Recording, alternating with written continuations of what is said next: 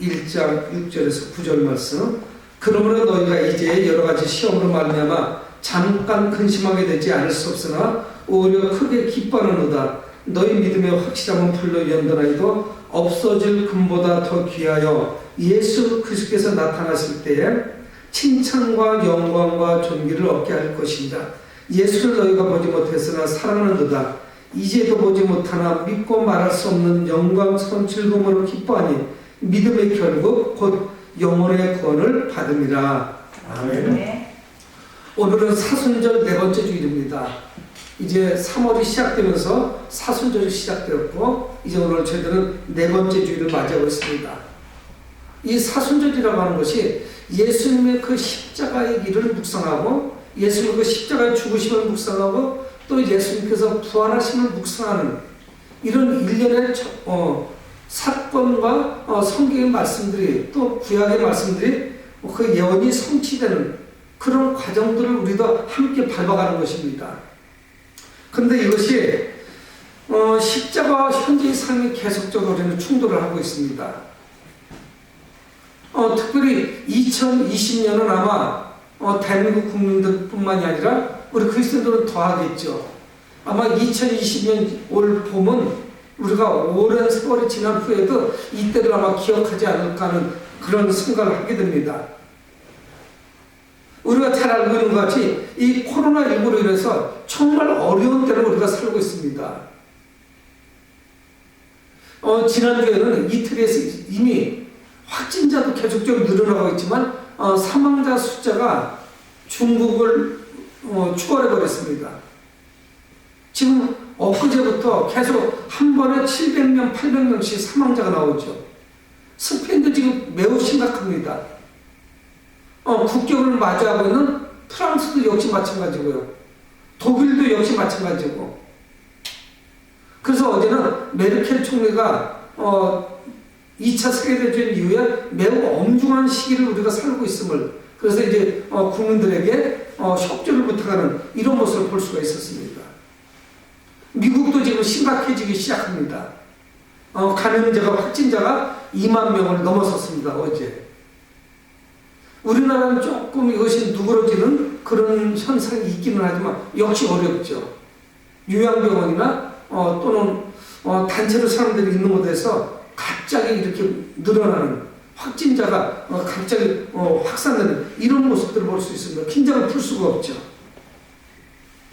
경제 회복을 위한 여러 정책들을 내어놓고 있습니다. 그래서 총리까지 나와서 4월 6일날 가끔 학교가 개학을 하니까 교회도 종교단체도 집회를 좀 삼가해 주십시오. 모이는 것을 삼가해 주십시오. 그리고 영업하는 것도 자율적으로 좀 문을 닫아 주십시오. 호소하는 이런 모습을 볼 수가 있었습니다. 어떤 평소에 우리의 삶의 패턴들이 다 깨져버렸어요. 리듬이 무너졌습니다.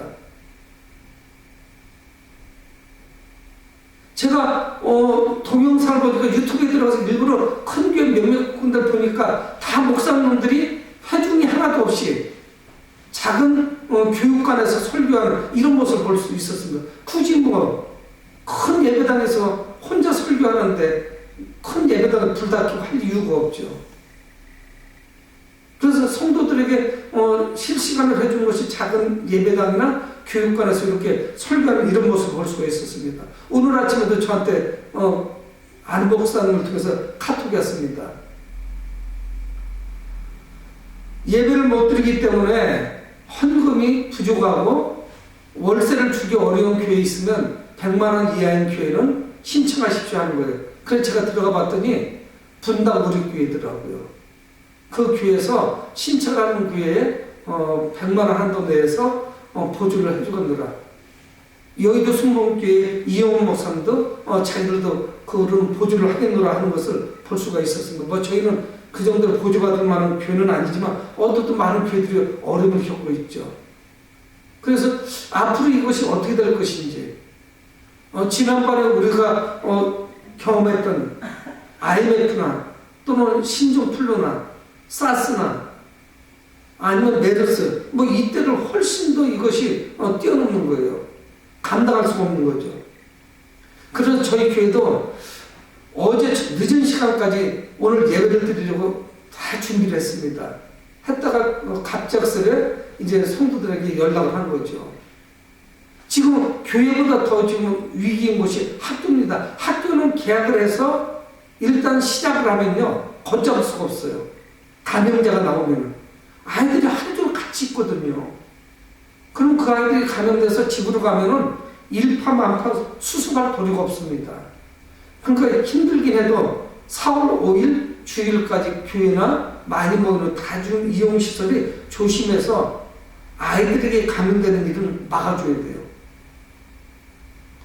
어른들 영업이 안 되는 것이 지금 별 문제가 안 되는, 지금 모든 것이 지금 꼬이잖아요. 뒤로 밀어지고. 수능고사는 또 어떻게 되는 것인지, 또 내년도 신입생을 어떻게 대학들은 뽑아야 될 것인지, 한두 가지가 지금 문제가 아닙니다.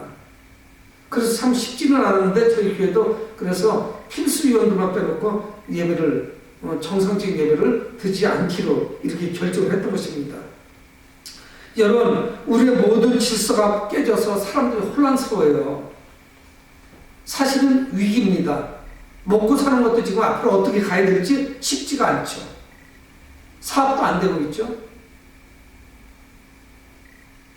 직장도 문제가 심각해요.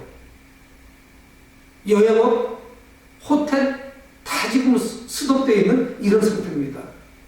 사람들이 있는 곳을 가지 않거든요. 그런데 오늘 하나님의 말씀을 보면서 우리는 이 말씀을 통해서 우리의 소망의 길이 열려 있음을 발견할 수가 있습니다.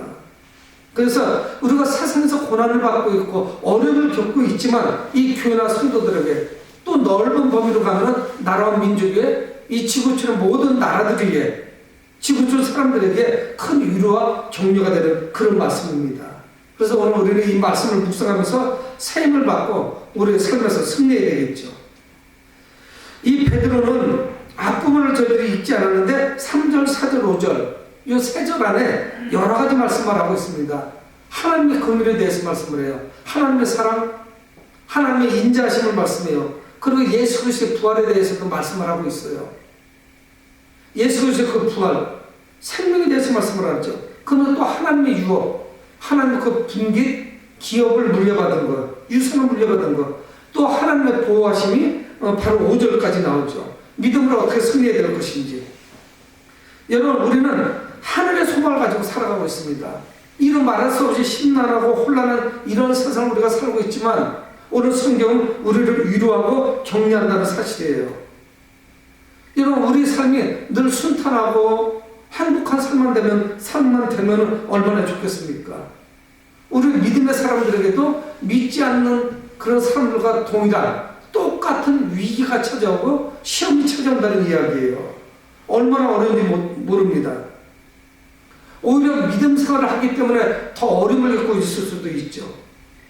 우리 이런 것을 주변에서 비일비재하게 봅니다.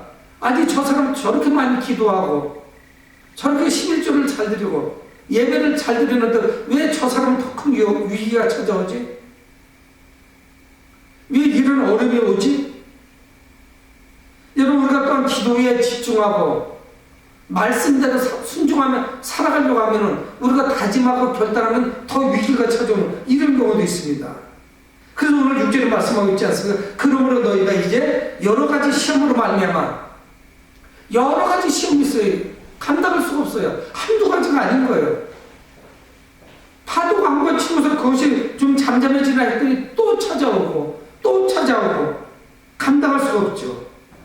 여러분, 그런데 오늘 편지를 우리가 잘 묵상해 봐야 될 이유가 있는 것이 뭐냐?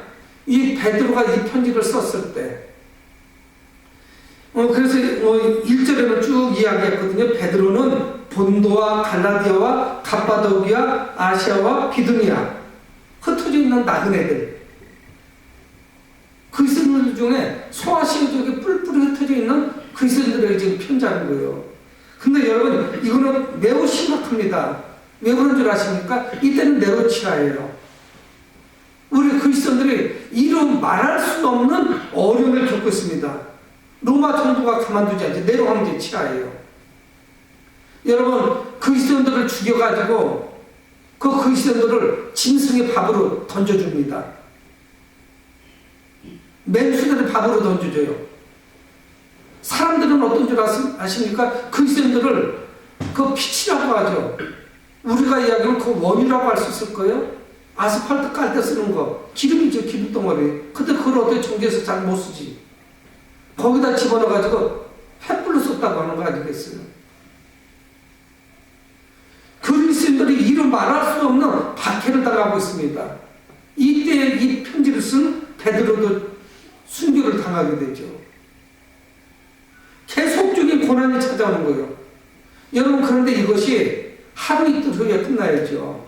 이들이 신앙의 자유를 찾기까지는 거의 300년 이상 고난이 찾아옵니다. 예수님께서 십자가 죽으시고 부활하시고 승천하시고 그러고 나서 한 300년 4세기까지 고난이 찾아오죠. 그러니까 이들에게 시련과 고통, 고난, 이 슬픔은 일상의 삶이 되어버렸어요. 이것이 떠나가지 않고 있습니다. 근데 오늘 이 베드로 사도는 그 고난 가운데 있는 믿음의 사람들에게 실망하지 않도록 말씀하고 있는 거예요. 현재 일어나는 일 때문에 우리의 믿음이 흔들리면 안 되죠. 여러 가지 생각을 하실 수 있을 거예요. 그래서 오늘 말씀하고 있잖아요. 베드로도 알고 있어요. 그래서 6절에 그러므로 너희가 이제 여러 가지 시험으로 말미암아 잠깐 근심하게 되지 않을 수는 없다. 시련이 찾아오니까, 시험이 찾아오니까, 고난이 있으니까, 로마 정부에 의한 박해가 있으니까 신앙생활을 마음대로 할 수가 없어요. 하지만 그 근심이 잠깐이라는 것이에요. 그것을 인정하고 있어요. 근데 오히려 그 시험을 기뻐하라. 왜? 그 근심은 잠깐이기 때문에. 이 여러 가지 시험 가운데서 그 공동체들, 베드로의 편지를 받는 그 성도들, 그들 향해서 말씀하고 있는 거예요. 그들이 오히려 기뻐하고 있다는 거예요. 이 시험 가운데. 지금 근심 걱정이 태산 같은데, 그런데 오히려 기뻐하는 거예요. 여러분, 우리 하나님께서는 성도 개인들의 경험, 그 박해와 환난과 어려움, 시험, 이거를 귀하게 여기십니다. 지금 근심 걱정이 없는 사람이 누가 있겠어요? 문제가 심각한데 괜찮은 사람 누가 있겠어요? 괜찮은 사람이 누가 있습니까? 여러분, 이들이 시험과 시련과 고난과 고통 또 그 슬픔 가운데서도 그것을 기뻐할 수 있는 이유가 있어요. 그건 뭐냐? 잠깐이기 때문에. 이거는 잠깐이면 지나가게 될 거예요. 여러분, 영원한 삶에 비교하면 이건 지금이야말로 잠깐이죠. 영원한 삶과 비교하면은 지금 당하고 있는 고난은 잠깐이면 사라질 거예요. 우리의 고통은 잠깐 후면은 사라져요. 여러분, 그러니까 우리의 삶은 어떻습니까? 슬픔과 기쁨이 동시적으로 일어나는 거예요. 그러니까 우리의 특징, 믿는 사람들의 특징이 뭐냐? 그 슬픔 가운데서 기쁨을 찾아내는 거예요. 안 믿는 사람들하고 다르죠. 이 슬픔이 아무리 길다고 해도 영원에 비하면 아무것도 아닙니다. 그래서 로마서 8장 18절에 사도 바울이 말씀하고 있습니다. 생각하건대 현재의 고난은 장차 우리에게 나타날 영광과 비교할 수 없도다. 우리 현재의 고난은 장차 우리가 받을 그 영광과 어떻게 비교해요? 우리 아이들이 자주 쓰는 말로 게임도 안 되는 거죠. 지금 이 고난이 장차 우리가 받을 그 영광, 천국에서 받을 영광과 어떻게 비교할 수가 있겠어요? 그러니까 우리는 기뻐할 수 있죠. 근심이 찾아오지 않을 리가 없습니다. 염려가 없을 수가 없어요. 수많은 고난이 찾아오죠. 여러분, 우리는 이 세상을 살면서 우리에게 일어나는 일 때문에 슬퍼합니다. 하지만 동시에 하나님을 믿기 때문에 기뻐하는 거예요. 믿음이 없으면 기뻐할 수가 없죠. 여러분, 이거는 전 세계적인 현상이에요. 잠깐 제가 뉴스를 보니까 전 세계 주식시장이 지금 전부 요동을 치고 있더라고요. 저희 아이들이 있어서 호주 같은 경우도 보니까 호주 주식시장이 반토막이 났더라고요. 그러니까 예를 들어 여유자금으로 1억을 넣어놨던 사람이 지금 반토막 돼서 5천만 원밖에 없는 거예요. 멀쩡하게 지금 돈이 다 줄어버린 거예요. 그냥 가만히 있다가. 이 심지어 코로나 때문에. 전 세계 증시에 저는 증시 전문가도 아니고 경제 전문가는 아니지만 얼마나 지금 힘이 드냐면 전 세계 증시에서 증발해버린 돈이 우리나라 경제 수준의 17배가 사라졌다는 거예요. 경이라는 단어를 써요. 억 다음에 조 아닙니까? 조 위에 경이에요. 감이 안 잡히는 거예요. 동그라미가 몇 개인지. 여러분, 하지만 이 어려운 가운데서도 우리는 하나님을 믿기 때문에, 하나님을 신뢰하기 때문에 기뻐할 수 있는 것입니다. 여러분, 이 상황에서 목사님 저도 많이 기도하죠. 대외 활동이 줄다 보니까 책을 더 많이 보고 성경을 더 많이 보고 많이 기도해요. 여러분, 하나님이 이 어려움을 통해서, 시련을 통해서 어떤 계획을 갖고 계신지 저도 잘 정확하게 알 수는 없어요. 구체적으로는 모릅니다. 근데 분명한 사실은 뭐냐? 현재의 시련을 통해서 우리에게 큰 유익이 있다는 사실이에요. 그걸 깨달을 수가 있어요. 우리의 수입이 줄고 활동이 떨어지고 이런 말할 수 없는 어려운 가운데 있지만 이 시련과 고난이 우리에게도 큰 유익을 준다는 사실입니다. 여러분, 우리의 믿음은 어떻습니까? 이 견디기 어려운 이 고난을 통해서 성장해가죠. 성숙해진다는 사실이에요. 목사도 많이 생각을 하죠. 이 신종 코로나19가 끝나고 난 다음에 큰 교육수로 수습해서 잘 먹는데 더 어려움을 겪지 않을까 하는 염려도 돼요. 아니면 역으로 작은 교회들이 이 코로나19가 지나가고 난 다음에 정상적으로 예배가 돌아오는데 더 어려움을 겪을까 하는 그런 생각도 없지 않아 있기도 하고. 어떻게 될지 우리는 앞날을 확인할 수가 없어요. 근데 중요한 사실은 뭐냐? 이 어려움을 통해서 그 사람의 믿음이 참된지, 그 사람 믿음이 전에는 몰랐는데 이런 위기를 통해서 참된 믿음을 가지고 있다는 것을 확인했다. 이런 소리를 들으면 좋겠다는 생각이 들어요. 신종 코로나가 1월부터 시작해서 2월달 확산되기 시작해서 3월을 거치면서 그 교회 성도들의 믿음이 참되다는 것을 발견할 수가 있었어. 예배가 정상적으로 못 드려지고 있지 않습니까? 전국적으로? 예배가 파행됐다 이렇게 단어를 써야 되는 것인지 모르지만 그래도 우리는 다 드리고 있어요. 가정 예배를 드리고 성경을 보고 있고 기도하고 있습니다. 다 잘하고 있어요. 근데 이런 상황이 끝나고 났을 때 믿음이 떨어지는 성도가 분명히 있을 거예요. 집에서 놀다가 신앙이 영적으로 다운되는 거죠. 믿음이 다 끊어져 버리는 이런 사람들도 있을 거예요. 그래서 오늘 베드로 사도는 말씀하고 있는 것입니다. 7절에 너의 믿음의 확실함은, 이 고난과 고통과 슬픔 가운데서도 믿음이 확실한 믿음을 가지고 있는 사람들, 흔들리지 않는 믿음. 코로나19에도 불구하고 요지부동의 믿음들이 있어요. 참된 믿음. 고난을 통해서 그의 믿음이 참되다는 것이 확증되죠. 확인이 가능해요. 이럴 때 그의 믿음을 우리는 증명할 수 있고 확인할 수도 있어요.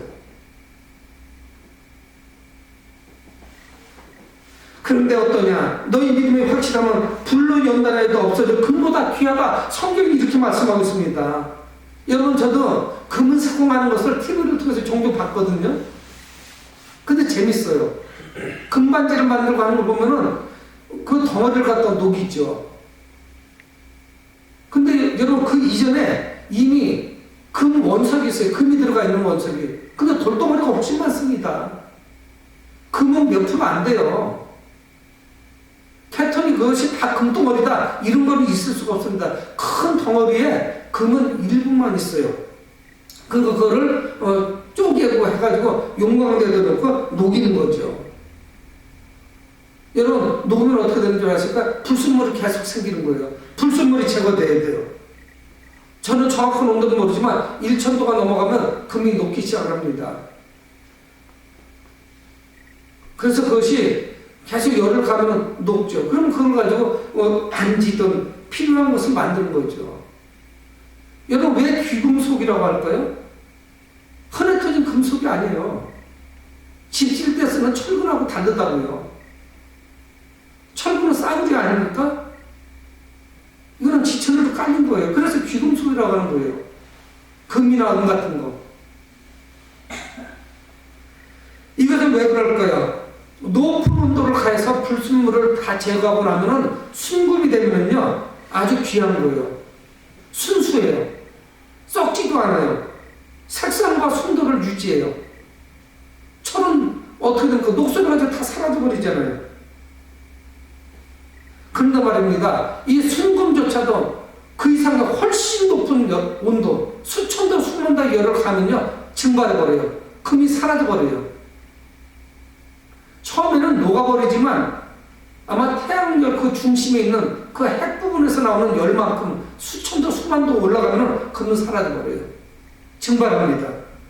여러분, 하지만 참된 믿음, 믿음의 확실함, 그 고난 가운데서도 이겨나가는 그 믿음, 고난 가운데서도 기뻐했던 그 믿음은 어떠냐? 불로 연달아 해도 사라져버려 없어질 금보다 귀하다는 거예요. 여러분들의 믿음이 금보다 귀한 믿음이라는 거예요. 오늘 이 베드로는 그러면서 이 공동체를 향해서 격려하고 위로하고 있는 것입니다. 여러분, 순금도 사라져버려요. 금도 증발해버린다고요. 그 귀한 것도. 그렇지만 참된 믿음은 어떻습니까? 끝까지 살아있어요. 흔들림이 없는 거예요. 여러분, 우리의 믿음이 참되기 위해서는 때로 계속되는 불시험이 있어요. 이런 거를 통과하면서 우리의 믿음은 더 강력해집니다. 진실되죠. 하나님 것이 합당해져요. 여러분, 시험을 이긴 이 믿음은 금보다 더 귀하기 때문에 하나님의 상급이 있는 거예요. 그래서 예수 그리스도께서 재림하실 때 칭찬과 영광과 존귀를 얻게 된다고 말씀하고 있습니다. 7절 하반절에 예수 그리스도께서 나타나실 때, 재림하실 때 그분의 칭찬이 있고 영광이 있고 존귀가 있어요. 금이 얼마나 귀한 존재예요. 그런데 금보다도 더 존귀한 자가 되는 거예요. 주님의 칭찬이 있고 영광이 드러날 거예요. 하나님의 특별하신 은혜가 있다는 거예요. 이 시련의 때를 잘 이기는 성도들은. 그래서 저도 열심히 기도합니다. 한 자리 한 자리, 우리 성도들이 앉았던 자리 한 자리 한 자리 다 앉아서 제가 1시간씩 기도했어요. 그래서 이쪽에서 시작해서 다 가서 성가대 지금 저쪽 갔거든. 이쪽쯤 가면 끝나요. 그래서 하루에 2번이고 3번이고 제가 시간이면 내려오는 거예요. 그래서 기도하는 거예요. 그 자리에서. 하나님, 이 자리에 하나님의 감고절이 역사해 주소서. 성도들이 주일날 예배에 참석하지 못하지만 정말 기뻐요. 이제 환기시킨다고 문을 다 열어놓고 기도하는 거죠. 조명은 다 끈 상태에서. 여러분, 우리는 분명히 기억하시대요. 이 시험을 이긴 자들, 고난을 극복한 자들, 예수께서 재림하실 때 칭찬과 영광과 존귀가 있다는 사실입니다. 여러분, 영원한 삶으로 인도하시는 것보다 더 큰 상이 어디 있겠어요? 우리를 영생으로 인도해 주시는 것, 영원한 삶. 그래서 야고보서 1장 12절에 시험을 참는 자는 복이 있나니 이런 시련을 견디어낸 자가 주께서 자기를 사랑하는 자들에게 약속하신 생명의 면류관을 얻을 것이기 때문이라. 시험을 참는 자는 복이 있대요. 다 힘듭니다. 지금 교회들도 어렵고요. 주변을 보니까 다 어려워요. 어떤 치과의사가 쓴 거를 제가 봤습니다. 근데 그 치과의사 경험이 많고 개업으로 오랫동안 있었어요. 근데 자기들도 지금 타격이 크다는 거예요. 치과 치료하러 오는 사람이 절반 이하로 줄었다는 거예요. 그러면서 그분이 그렇게 이야기해요. 그래도 자기는 낫다는 거예요. 최근에 의사로 치과 의사로서 개업을 한 사람들, 그 사람들은 얼마나 어렵겠냐는 거예요. 실제가 그래요. 저희 교회 주변에 주차장이 텅텅 비어 있어요. 저희 앞에 있는 치과도 굉장히 잘 되는 치과인데요. 차가 2대, 3대가 동시에 있는 경우가 드물어요, 주차장에. 그래서 제가 볼 때는 평소 절반 이상 죽은 거예요. 옆에 있는 정형외과, 대전에서 굉장히 큰 정형외과예요. 여러분, 그런데 어제 그제 뭘 하고서 뭐 참 뚝딱거리고 하더라고. 보니까 3층인지 4층, 한 층을 다 리모델링 하는 거예요. 지금 다 뜯어내서 폐기물 지금 주차장에 쌓아놓고 있더라고요. 그냥 저 환자가 줄어드는 김에 한 층 정도는 환자를 한 층으로 몰고 리모델링 가능하겠죠. 뭐 얼마나 뜯어내는지 몰라요. 큰 마대자루에다 거의 10개쯤 뜯어냈더라고요. 여러분, 시험을 참는 자를 복이 나니 주께서 자기를 사랑하는 자들에게 약속하신 생명의 면류관을 주실 것이라는 거예요. 이거보다 더 귀한 것이 어디 있겠습니까? 여러분, 믿음이 없는 성도들은 세상의 시험에서 계속 쓰러질 거예요. 불평불만하고 막 힘들어하고 이거 어떻게 사느냐고. 근데 이건 다 똑같아요. 혼자만 겪는 것이 아니에요. 다 어려움을 겪고 있어요.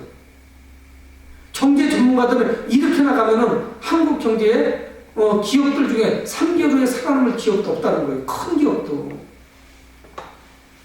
아마 마스크 공장만 잘 돌아가겠지 지금. 다른 데는 다 어렵단 말입니다. 그러나 우리는 우리에게 시험을 이기도록 힘을 주시는 하나님만을 신뢰해야 되죠. 그분을 의지해야 돼요. 그분께 모든 것을 맡겨야 돼요. 여러분, 고난 앞에서 당당하게 맞서려고 하는 그런 담대함을 위해서 기도해야 돼요. 하나님, 이 고난 앞에서 주눅들지 않고 기죽지 아니하고 당당하게 맞설 수 있는 그런 믿음을 허락해 주십시오. 그리고 이 위기가 지나고 났을 때 하나님께서 만배로 지금 어려운 것들을 채워주십시오. 기도해야 돼요. 하나님은 분명히 회복시켜 주실 것입니다. 여러분, 베드로는 어떤 사람입니까? 예수님과 함께 3년 동안 공생애를 함께 했던 사람이에요. 때로는 예수님의 책망도 받았죠. 꾸중도 들었어요. 그러나 그의 믿음은 분명했던 사람이에요. 부활하신 예수 그리스도를 만났죠. 함께 했던 그런 사람이에요. 근데 이 공동체들은 어떤 거예요? 베드로가 편지를 보낸 그 소아시아 지역, 지금의 터키 지역에 있는 그 교회들, 본도나 갈라디아나 갑바도기아나 아시아, 비두니아, 이 사람들은 예수님을 만난 적이 한 번도 없습니다. 언제 봤어요? 본 적이 없죠. 예수를 만난 직접적인 경험은 전혀 없어요. 그래서 베드로가 그들에게 말씀하고 있는 거예요. 예수를 너희가 보지 못했으나 8절, 예수를 너희가 보지 못했으나, 본 적이 없죠. 예수님을 언제 봐. 예수님 부활 승천하신 이후에 복음을 받아들인 자들이니까 예수님을 만난 적도 없고 예수님 말씀을 들은 적도 없죠. 먼 발치에서도 본 적도 없어요. 그러나 예수를 안 보고도 그들은 주님을 사랑해요. 예수를 너희가 보지 못했으나 사랑하는도다. 8절은 말씀하고 있지 않습니까? 그분을 본 적은 없지만, 그분의 음성을 직접 들은 적은 없지만 그분을 사랑하고 그분을 믿는 믿음, 그래서 그것 때문에 기뻐하는 믿음. 여러분, 시험을 이길 수 있는 능력은 예수님을 사랑할 때 나올 수 있습니다. 주님을 사랑하면 그 사랑을 하늘나라까지 갈 때까지 유지하는 것, 이게 중요해요. 예수님께서는 십자가에서 죽으신 이유가 하등 아무 이유가 없었어요. 근데 나를 위해서 죽으셨죠. 나를 사랑하신 분이에요. 긍휼이 많으신 분이에요. 그래서 우리가 이 위기의 때에 예수 그리스도의 십자가의 초점을 맞출 때 우리는 기뻐할 수가 있습니다. 오늘 사순절 4번째 주일로 우리가 살고 있지 않습니까? 예수님의 그 십자가에 우리의 초점을 맞출 때, 그럴 때 우리 가운데 기쁨이 넘칠 수 있어요. 감사가 넘칠 수 있습니다. 주님께서 나를 위해서 생명을 주셨구나. 이 위기의 순간에 우리를 원망하고 슬퍼할 수 있죠. 힘들어할 수 있습니다. 근심할 수 있어요. 오늘 본 말씀과 같이. 하지만 우리의 모든 시선을 주님께로 향할 때 우리는 이 위기를 극복해 나갈 수가 있습니다. 모든 이들이 지금 위기라고 말씀하지 않습니까? 그래서 말씀하고 있지 않습니까? 8절 중반절에 이제도 보지 못하나 믿고 말할 수 없는 영광스러운 즐거움으로 기뻐하니, 예수님을 본 적은 없지만 예수님으로부터 지금 말씀을 들은 적은 없지만 그분을 사랑하는 거예요. 믿고 말할 수 없는 영광스러운 즐거움으로 기뻐한다고 그렇게 말씀하고 있습니다. 여러분, 그러면 어떤 유익이 우리에게 있을까요? 성경 구절에 우리에게 말씀하고 있어요. 이 시험을 잘 극복하고 이긴 자들에게 구절은 말씀합니다. 믿음의 결국. 믿음의 결국은 뭐냐? 우리 영혼이 구원받는 것이죠. 오늘 구절은 그걸 우리에게 말씀하는 거예요. 시험으로 인한 근심거리가 많았고 그것들이 생길 수 있으나 기뻐하고, 그리고 이 기쁨의 결국은 뭐냐? 이 믿음의 결국은 무엇이냐? 우리 영혼이 구원받는 것이죠. 영원한 삶에 들어가는 것이죠. 여러분, 그러니까 기쁨이 없으면 우리는 이걸 극복할 수 없어요. 근데 오늘 베드로는 우리에게 계속 뭘 말씀하고 있냐면 7절, 8절, 9절에서 믿음에 대해서 말씀하고 있는 거예요. 결국 베드로가 말씀하는 건 뭐냐? 이 시험의 때, 시련의 때를 극복할 수 있는 유일한 비결은 믿음이라는 사실이에요. 그래서 7절에도 너의 믿음의 확실함은, 8절도 말씀하고 있죠. 중간절에 믿고 말할 수 없는 영광스러운 즐거움으로, 9절도 믿음의 결국은 우리가 영혼의 구원을 받는 것이라고 말씀하고 있는 거예요. 지금이야말로 우리에게 믿음이 필요합니다. 우리는 이미 예수 그리스도를 믿어서 구원받았지만 주님이 재림하실 때 우리의 구원은 완성되죠. 그래서 성경은 이 땅에서 삶을 나그네의 삶으로 비유하고 있습니다. 당연히 우리 앞에 시험이 있어요. 시련이 있습니다. 고난이 찾아옵니다. 슬픔이 찾아와요. 피할 수가 없어요. 근데 이것이 동시적인 사건이에요. 뭐와? 기쁨과. 우리는 그런 와중에도 기뻐할 수 있습니다. 왜? 믿음으로 기뻐하는 거예요. 영원한 구원을 바라보기 때문에. 현재의 고난을 우리가 미래에 받을 그 영광과 비교할 수가 없는 거예요. 이건 현재를 바라보면 슬프지요. 사랑하는 성도 여러분은, 이 구절은 우리가 믿음으로 결국은 구원을 받는 것을 말씀하고 있습니다. 우리의 삶에 수많은 어려움이 찾아올 거예요. 이번을 극복한다고 하더라도 믿음의 궁극적인 목적은 무엇입니까? 우리가 구원받는 것이요. 우리 영혼이 구원받는 것이에요. 그 과정에 이런 고난과 슬픔과 어려움을 우리가 경험하면서 지나가는 것이죠. 그런 가운데서 우리는 참된 믿음을 보일 수 있는 기회를 잡은 것입니다. 여러분, 우리가 슬픔 가운데 기뻐할 수 있는 근거는 무엇이냐? 구원에 대한 확신이에요. 내가 구원에 대한 확신이 있다면, 영원한 삶에 대한 확신이 있다면 우리는 이 땅을 살면서 슬퍼하지 않습니다. 근심 때문에 힘들어하지 않죠. 지금 국제정세가 코로나19로 인해서 총체적 난국입니다. 그 한 나라밖에 없어요. 총체적으로 난국이야. 뭐 되는 것이 아무것도 없습니다. 하지만 우리는 오늘 말씀을 묵상하면서 기쁨을 되찾을 수가 있습니다. 짧은 성경 말씀이지만 우리의 최종 목표는 무엇입니까? 썩어질 것이 아니에요. 썩어지는 것이 아니고 영혼의 구원이라는 것을 잊지 말으셔야 됩니다. 이 위기 때에 주님만을 바라보시고 주님께 모든 것을 맡기시고 주님을 의지하시고 그분을 신뢰하면서 참된 믿음을 보이시는 여러분 되길 주의 이름으로 축원을 드립니다. 고마우신 아버지, 하나님 은혜를 감사합니다. 힘들고 어려운 때지만 우리 사랑하는 성도들 더 큰 믿음 주시고 기쁨이 충만한 삶이 되도록 역사하여 주옵소서. 예수님의 이름으로 기도합니다. 아멘.